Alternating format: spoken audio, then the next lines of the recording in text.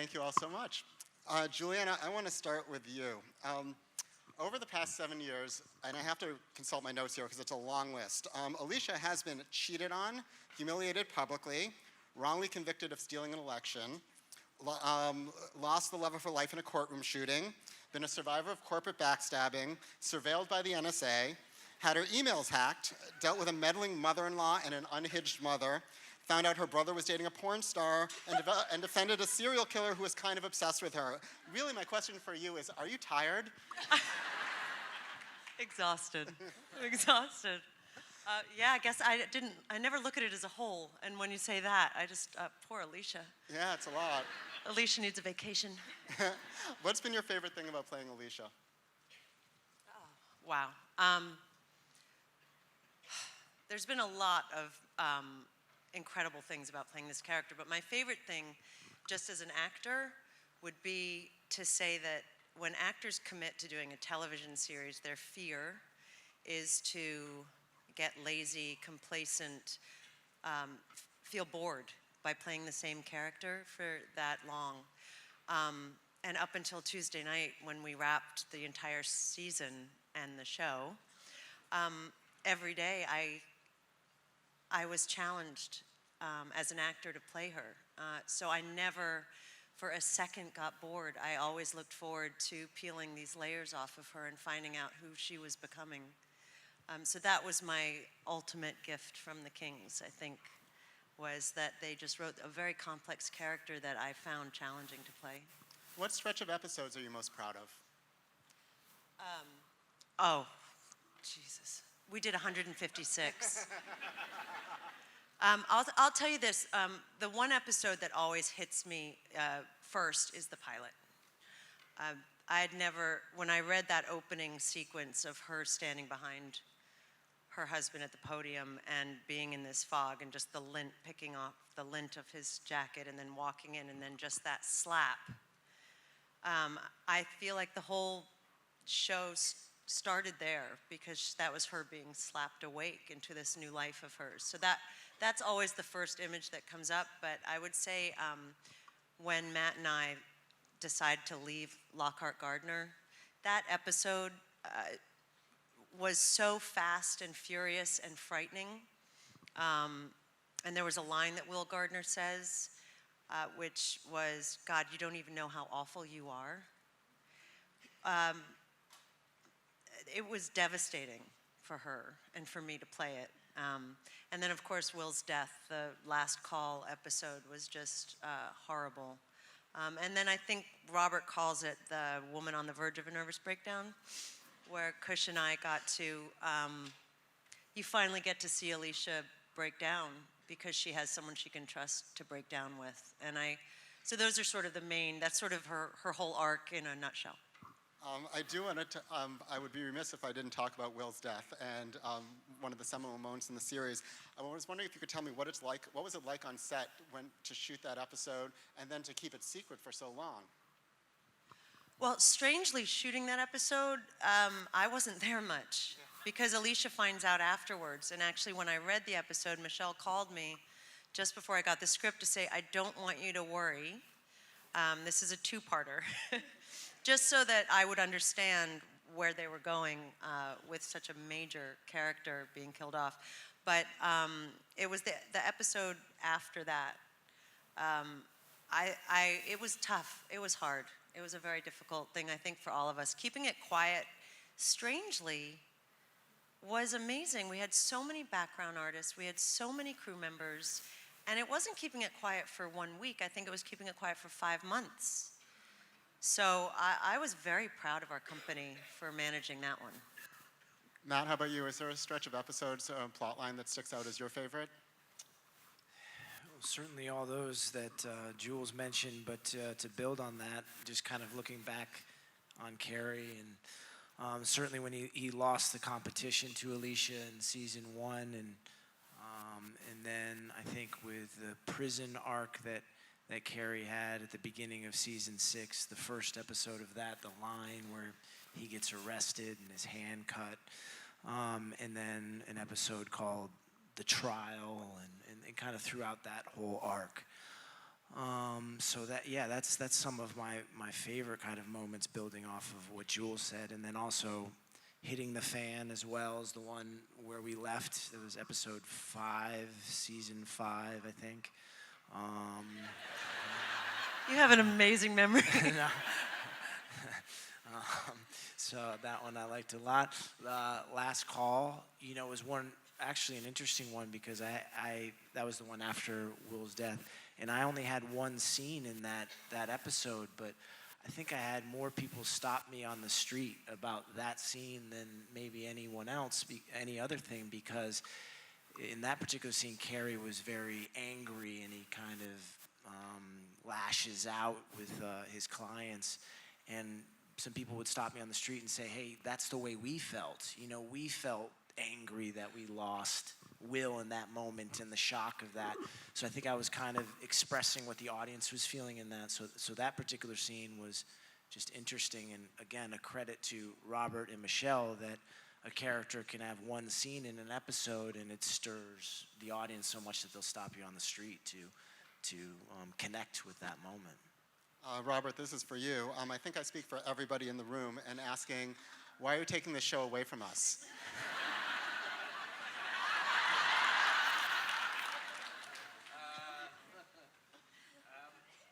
Well, it felt like a show that had to end. It didn't feel like a show that you could keep. Talk into the mic, Robert. Into the mic. I don't know if the mic's on. Is it?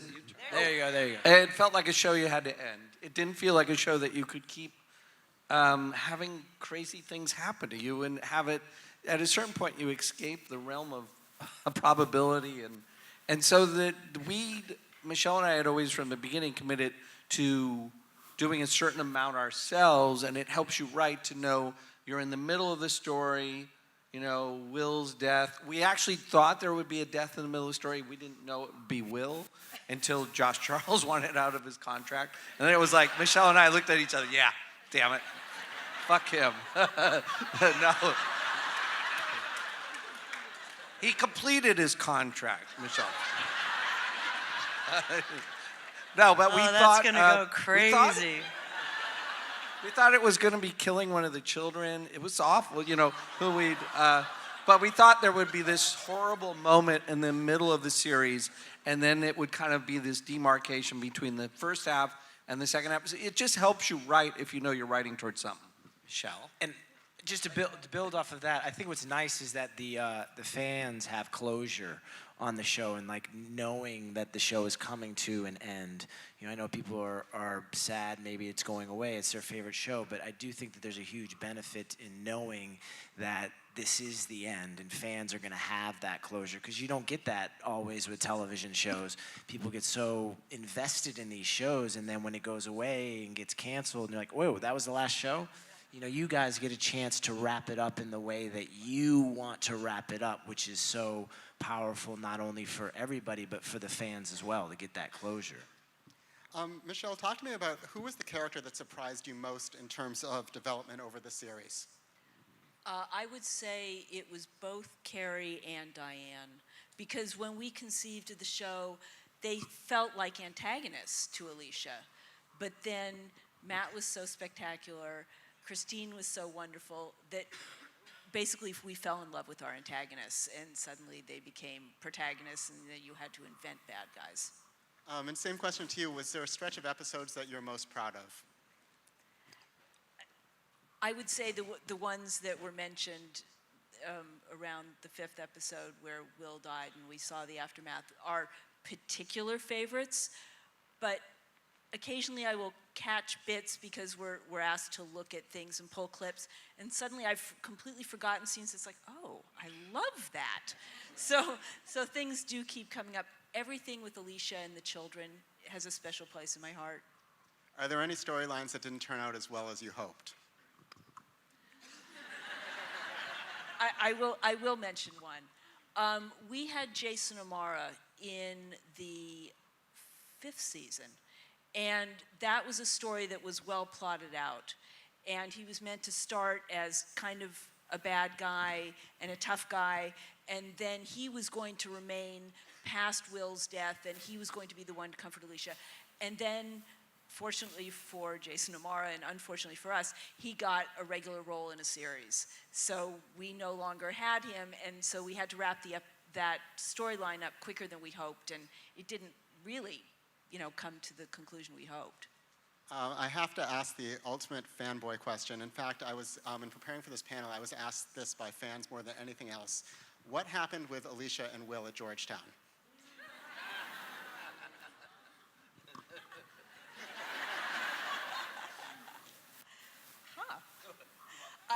You sure? We always thought this was a relationship about bad timing. It was a relationship where they were supposed to meet at a restaurant, and she thought she was on time, and she was an hour early, and he arrived, and it was one where they both felt kind of pissed off by, like they had been rejected by the other.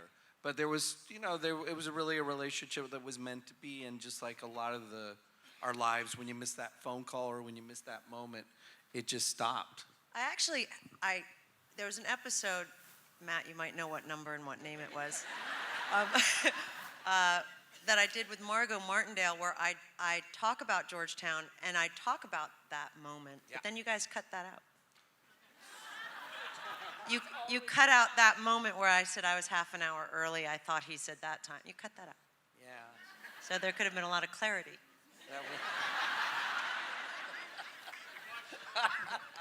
Speaking of, are there any plot lines that you guys left on the cutting room floor that are kind of notable? There was a really good and very expensive sequence in our second season. I think it was, yes, where it was supposed to be like a Godfather meeting of the 5 families, and it was supposed to be Chris Noth, his campaign manager, Titus Welliver, his campaign manager, and Anika Nani Rose and her campaign manager. And there was so much talent, you could just, our producer kept kind of adding up the money in her mind. And it was this sequence that ran through her episode because she directed it. And it was wonderful, but we found that we were cutting so many other things to make it work. We just dropped it. And we put it online as its own self-contained thing. I would say that one. Anything else? Kush, I want to turn to you. As the newest member of the cast, what was it like joining the cast for you this past year? And had you been a fan beforehand, or did you come to this kind of new? Had I been a fan beforehand? I'm a humongous, they're all laughing at me because I'm a humongous Good Wife fan. And I started watching this show back in the UK when, not long after leaving drama school, and I'd watch it on a hangover. And I just thought it was just one of the best shows that we were getting from the US, and got completely addicted to it, never knowing that I would end up in the show. So there is no other show that I have geeked out on other than this show, and then I happen to end up on that show. So just the thing of moving here to New York permanently and walking onto set the first day was mind-blowing for me. It would have been anyway as an actor, because, we have such a wonderful setup of a team there, but it was too much for me to know all the sets. I mean, I even recognized some of the extras. It was just embarrassing, and Jules would just laugh at me all the time because She knew every judge. We'd be reading the script for the next one. She was like, "Oh, that's the judge that blah, blah." I was like, "Which one?" And she knew every single judge. And you feel like you know people when, of course, you don't know them at all. Like, I felt like I knew Matt really well, which can be, inappropriate, or you see Michael J. Fox is there, and Christopher McDonald is there, and there's all these amazing people, and you feel like you know them as characters and as actors, and of course you don't. So my fan brain was always, I can understand. It'd be like if I was cast on the show. That's exactly what it would be like. Tell us, what was it like to have Matthew Lillard serenade you?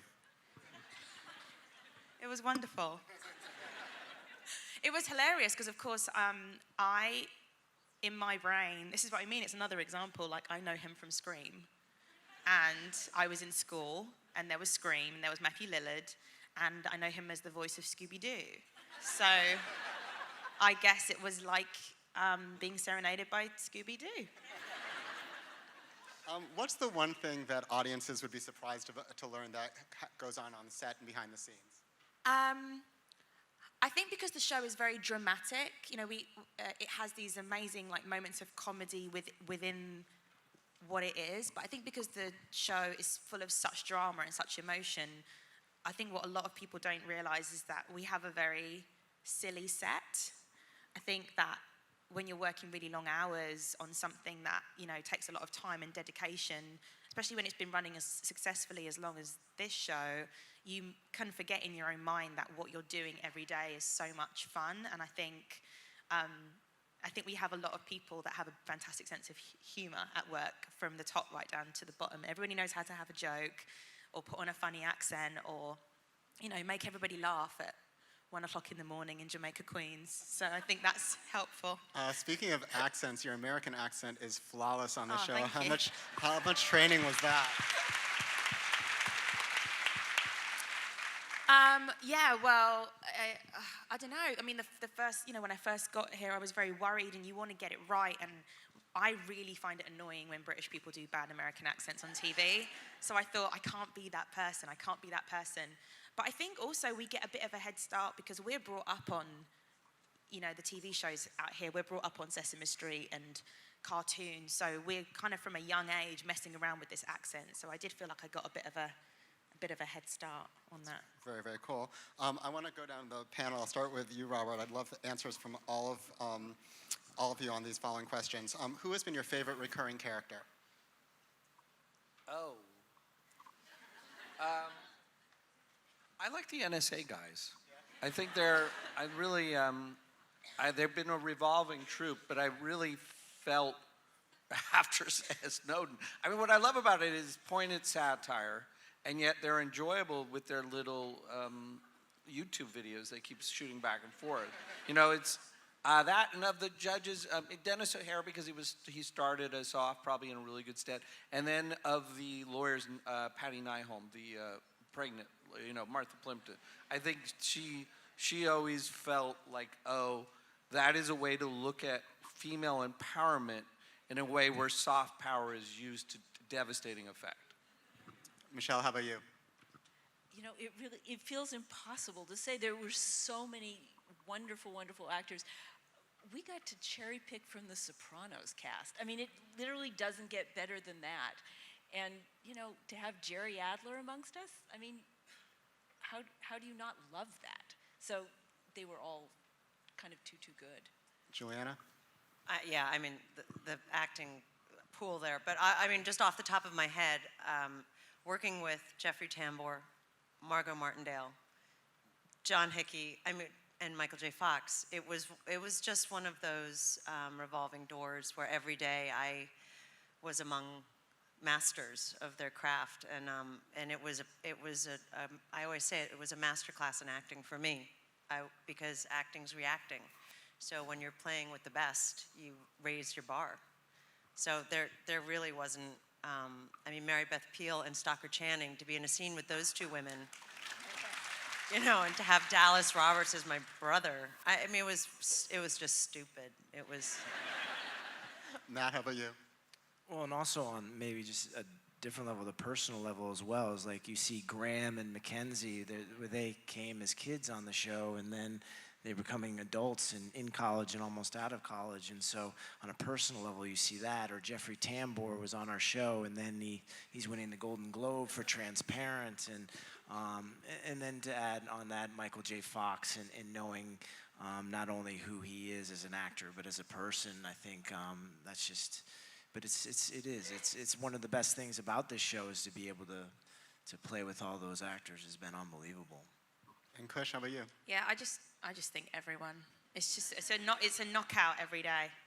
Yeah. Kush, I'm going to start with you on this one. Who's the character you'd like to play if you weren't playing your own?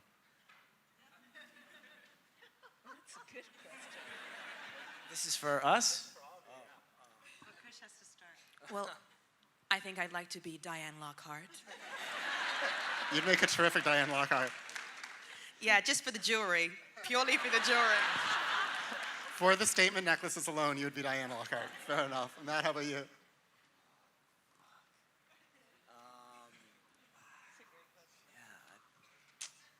me think about it. You want to pass for a moment? Yeah. for a moment. Juliana? Oh, Eli Gold. I want to do that eyebrow raise and have a really good schedule. Robert and Michelle, I'm really going to ask the same question of you. If you were on screen, who's the character you'd want to play? I would, who can resist Alicia Florrick? My God. Wouldn't you want to be surrounded by all those people in your life? I think I would. Will Gardner.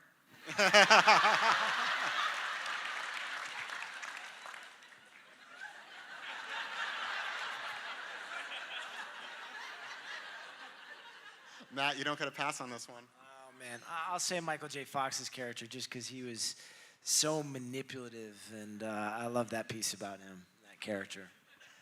Matt, well, I've got you. What's the thing you still wish you knew about Carrie's backstory that you don't? What do you wish you knew about Carrie's backstory that we don't know? Maybe he mentions in episode 8. Wow. This is an episode that Episode just 123. aired, so don't praise me too much. Episode 718. But he says when he leaves the firm about he doesn't want to be like his dad, and I enjoyed finding out about his father, and it would have been nice to maybe explore that some more. And then also in episode 1. The pilot, he talks about the Innocence Project and what he did there, and so that would be nice to kind of find out that either of those backstories.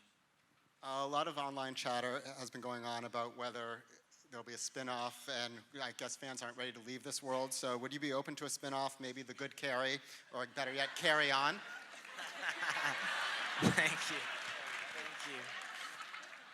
It's such a tough question to ask right now because we just finished on Monday, and on a personal level, we're all trying to gain closure on something that we've experienced for 7 years, and with that, we've just put in so many hours and so much dedication into the material, and there's been a lot of sacrifice that goes into that, and so right now my brain is trying to wrap itself around, okay, what kind of closure do I need personally to get to that next place professionally?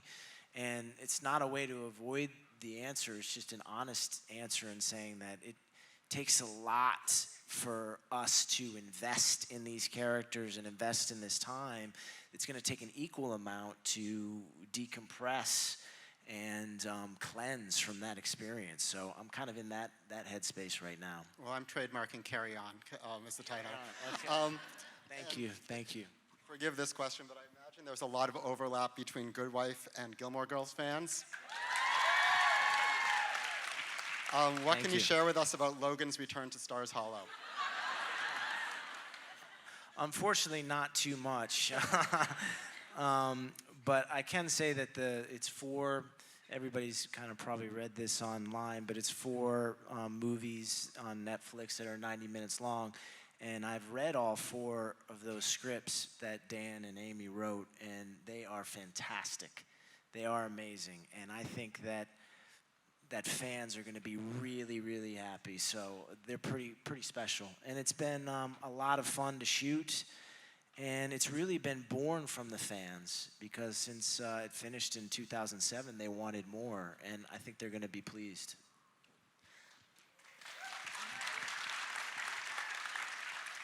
Juliana, I want to talk about the show's legacy. And since The Good Wife launched, modern female empowerment on TV has really taken off. You see that with Shonda Rhimes' shows. And how do you think The Good Wife has influenced other female characters on TV? Give me a year off so I can watch TV, and I'll let you know that. Honestly, I mean, I don't. I can only guess that it's because they saw a successful show with a female lead that allowed studio executives to say yes to scripts that probably had been sitting around for a long time. I mean, I think it's a testament to the writing and people watching the show to say, yes, actually women leads are watched, and it doesn't necessarily mean that it won't be a hit. So I think it opened doors for women all over the place in television, but I feel like Kira Sedgwick, when she did The Closer on TNT, even though it wasn't network, I feel like she started that movement because it was the highest rated show on TNT, and it was their cash cow. So by the time Good Wife came along, I felt like network was slowly starting to get it, but I wouldn't want to take the credit for it. I don't think I can. Speaking of the fans, what has been your most memorable fan encounter? Are you talking to me? Well, there's been a few. I guess my favorite one was my husband and I were at a Broadway show, and during intermission we went to get a glass of wine or something at the bar, and a man was online behind us, and he said, so I think this was year 3 of the I don't know what episode we were shooting exactly. And this man said to me, grabbed my arm and said, I'm in the middle of a divorce. You must come to court on Monday.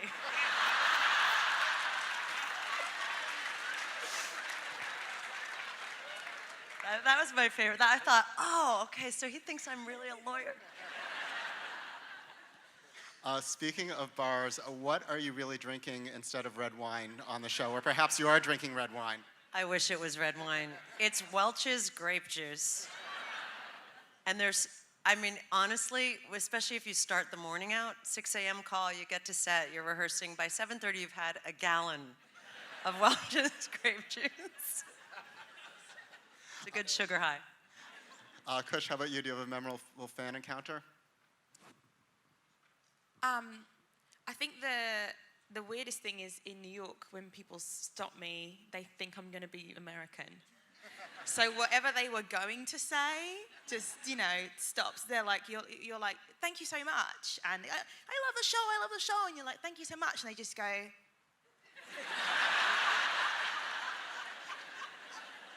are you Luca? From The Good Wife? You're British? So every time for me is very entertaining. Because I never know, you never know what their reaction's going to be. Matt, how about you? I got recognized in a locker room one time at a gym by a naked man.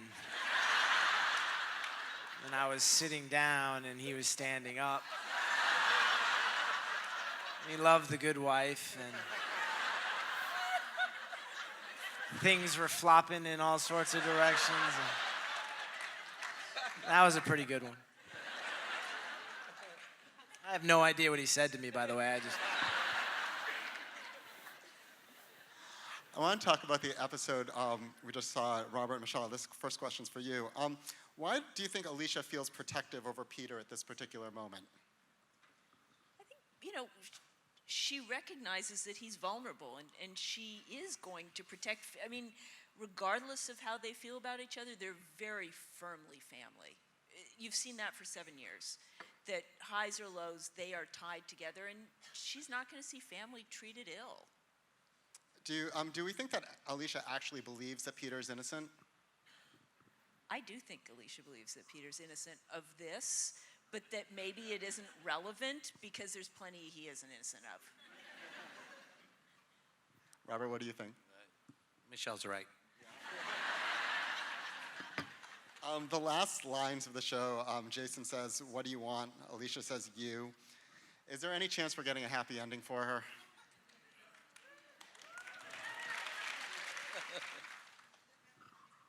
Sure. There's always a chance. But if you ask me, is there a chance there's going to be an unhappy ending for her, I would give you the same answer. Fair enough. I want to talk to you about writing this show as binge culture has really taken over pop culture. As binge culture has taken over pop culture. And I'm wondering, did it change the way you wrote the show? Did it change the way you directed the show as far as the very smart, quick cuts that you do? Or is it just You recognize that some people have watched it week to week and others are going to consume it in the future over a month or so. It didn't change how we wrote it or directed it. It probably more than anything that impacted the show was internet culture, how shows being consumed in almost in very intensive ways about why is somebody holding a glass of milk. I mean, we just have the writer's room would bring this stuff in. It would be like some of it was insane, but some of it was fun to play with too. I don't think binge culture changed it. There was always this sense how we start a year is divide the year into two stories. A story that would take us usually through episode 13, sometimes through episode 11, and then the second half of the year, which is also second series of stories. And that was something that preceded binge culture, because you're trying to aspire to some of the great storytelling on cable, which has smaller chunks. And so it allows you just to kind of create stories that are beginning, middle, and ends within 11, 12 episodes. You mentioned the internet, and of course, this show has been very revolutionary in the subject matter that it's tackled. And it's been interesting to me, like, for example, where does the name Chum Hum come from? Well, that was awful. We had a very good name for a internet firm, like a Google, and then as with most of the things, you have to clear them because there might be a business out there that has that name that will sue you. So I think they came back with like 12 possible names, right? Actually, what we came up with did not clear, and then we tried about 30 more, without exaggeration, until we finally got to Chum Hum, which we all kind of, okay, it's Chum Hum. And now, by the way, that feels so natural, and of course, Chum Hum. But you should have With seen the chumming. actors the night we got that rewrite. Because you get the rewrite so late, because just the names have to pass legal, and then you're like, I have to speak in court, and then every other word is Chum Hum. And we kept getting it wrong. I mean, you should have heard the chubby, I mean, it was, You chose to fictionalize the technological universe in that you created something called Chum Hum, and all these tech companies had different names. The political universe, however, especially this year, you've really dove into what's going on in real life. And what was it like, writing with Hillary Clinton as a candidate in the backdrop of the plot lines you were writing? It's difficult because of equal time restrictions. We always wanted the show to feel like it was echoing what was happening today, no matter what, whether it was about religious liberties and versus gay marriage, and you just tried to stay as current as you can. So, I mean, obviously, if we knew the rise of Trump, I mean, that would hopefully be brought more and more into the narrative. It's been interesting. Let's just leave it at that. There's one particular plot line where Hillary and Peter are competing in the Iowa caucus, and I'm sure you filmed that before the Iowa caucus, so like where your fingers crossed, like I hope our fictionalized version of this holds up in the real world. We were, because I think we still had O'Malley in the race then, right? And we were just, he was still in the race when we wrote it. And, the closest we shoot these things 2 months, maybe 6 weeks before they go on. But there is the ability in ADR, which is the recording you do just before. Sometimes that recording is 3 days or 4 days before it's broadcast. So you do have the ability to change things at the last moment. But yes, we had our fingers crossed on that one. All right, talk to me about your philosophy on finales. Do you feel like a finale has to wrap up all the loose ends, or are you aiming for something a little more nebulous?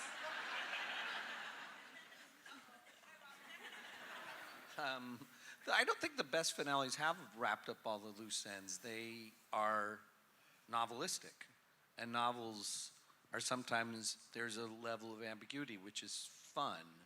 Fun is the wrong word, or resonant. You want a last episode that resonates, and if you get to the last show and you want to start over again at the beginning, all 156 episodes, that's the triumph, I think, of a finale. I think 6 Feet Under is probably something like that. Breaking Bad, definitely. Even Sopranos, I think those are all episodes that made you go, I want to see the experience again. Juliana, talk to us about your experience reading the finale for the first time and how you're feeling about it as you're reading the script. it was hard. I read it once, and I couldn't talk to anyone about it because I felt I was emotionally confused, I think, because I was having so many emotions knowing that I was wrapping this character up. So then I read it again.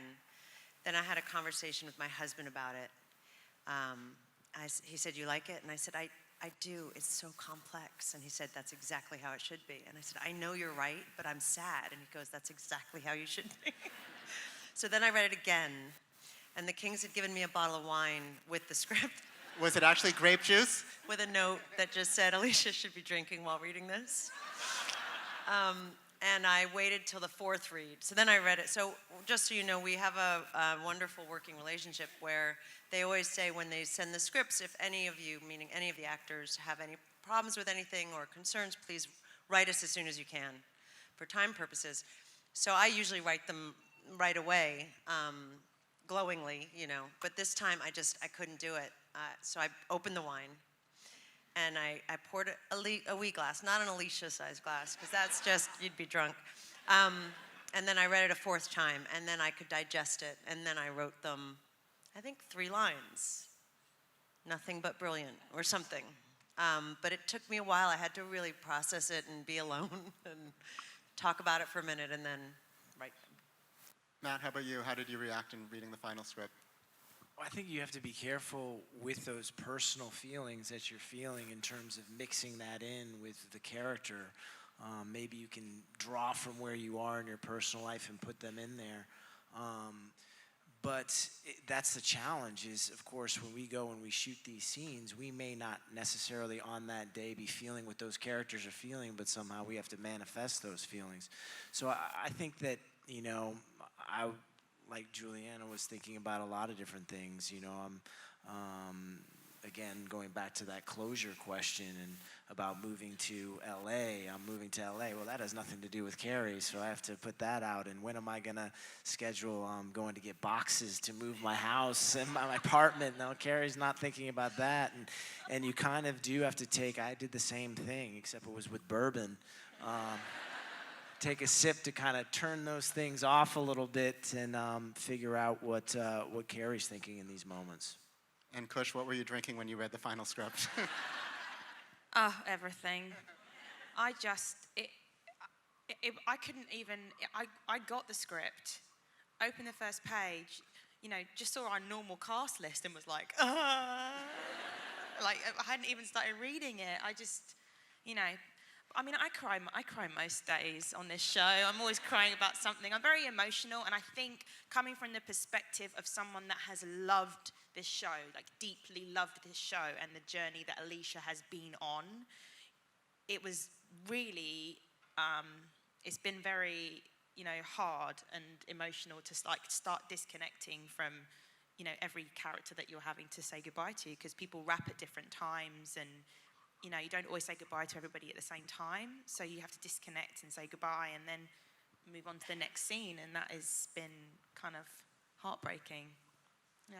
Robert and Michelle, there have been some reports on the internet over the past couple days that Josh Charles may be returning for the finale. Do you have any comment about that? Yes, there have been rumors, haven't there? I've heard that rumor. I have also heard other rumors about the finale. I will share those. Heard that Peter was going to be starting another affair. I heard that Alicia and Eli kissed. I heard that Alicia and Jason ran off happily together. And I heard that Michelle Obama guest starred. And I will tell you that one of those is true. You heard it here first. Michelle Obama is on the finale of The Good Wife. Juliana, what do you want from Alicia? How do you want this show to wrap up for Alicia? Well, it already did. I mean, you haven't seen it yet, so my feelings are out. It's been done. You know, I just want her to stay true to herself and try not to worry about who she was in the beginning of the series and to see the development she's made, but without becoming hard. You know, I think Alicia sort of, there was a slippery slope for her along the way, and there was a lot of animosity with her and Carrie over, you know, power plays, and I think ultimately she really is a good girl. But I think she's gotten to a place where she doesn't care what anyone thinks. So it's a fine line between loving someone and hating someone. I'll love her forever. I wish I had her answers all the time. More what? No more restaurants. What happened in the restaurant? I think there was a very explicit Oh, I did a scene. hand job. And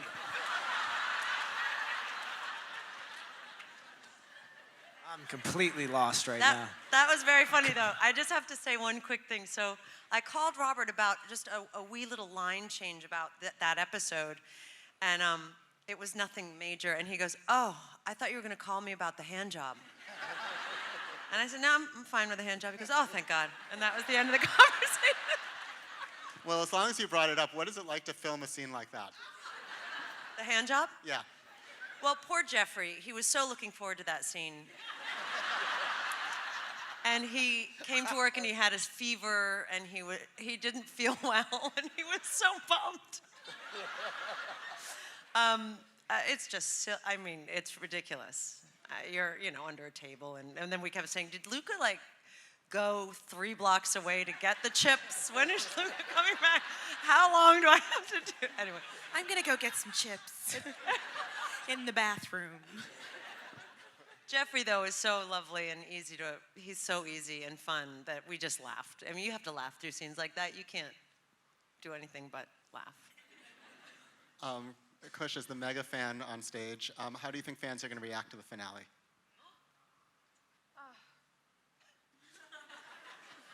Well, I think they're, you know, I think they'll be satisfied with the finale. I think they have to trust that when you love a show like this, with people like this that write the show, they're not going to let you down, and they're not going to just sleep with you and walk away.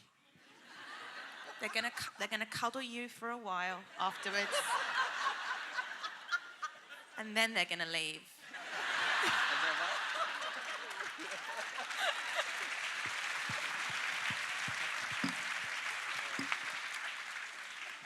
All right, final question, unfortunately, and this is, we're going to go right down the line, starting with you, Robert. Can you describe the finale to me in 3 words? no, this is silly. Ask us a real. I mean, that's just crazy. I'll tell you my favorite episode. How about that? Fair enough. I really liked. I think it was 223 when Matt. Am I right on that? Yes. Where the elevators keep sliding open door on you guys, and I thought that was really fun way to visually say the show. And what, 3 words? 3 words. The end, unfortunately. I don't Michelle, think you- I don't have 3 better words than the end, unfortunately. Juliana?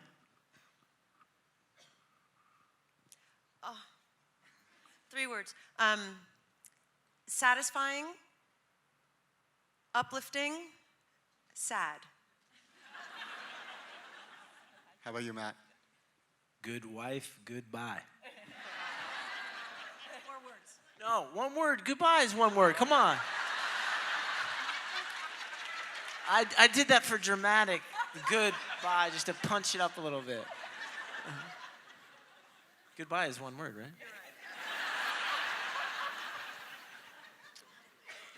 Kush? Happy, sad, sexy. We'll take that. Well, tonight, you already saw the first of the final 4 episodes of The Good Wife. The series finale, which is just making me sad to say those words, is May 8th at 9 p.m. on CBS. We hope you'll all check it out. And how about a big round of applause for the cast and creators?